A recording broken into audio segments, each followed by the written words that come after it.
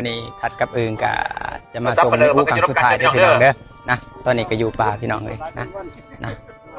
เราก็อยู่ตรงหน้านี่พี่น้องแต่บ่กล้าถ่ายให้พี่น้องเบิ่งนะเพราะว่ามันเป็นสิ่งที่บ่ดีพี่น้องเป็นสิ่งที่บ่งามก็เลยบ่กล้าถ่ายเนาะก็เลยอยากมาอวยพรมื้อนี้ก็ขอให้คุณยายมีไปสู่สุคติเด้อไปสวรรค์สันตะเด้อยายเด้อขอให้คุณยายนะบ่ต้องห่วงลูกหลานขอให้ไปสู่ปกติเด้อยายเด้อนี่เป็นครั้งสุดท้ายที่มาส่งคุณยายได้พี่น้องเด้อเพราะว่าคนไฟมาหลายเด้อกับอึ้งก็บวชให้แม่ยายเนาะแล้วก็ขอให้ยายมีสุขภาพเข้มแข็งขอให้ยายไปสู่สุคติพี่น้องเลยขอเป็นกำลังใจเด้อพี่น้องเด้อขอให้ทุกคนเป็นกำลังใจให้เด้อพี่น้อง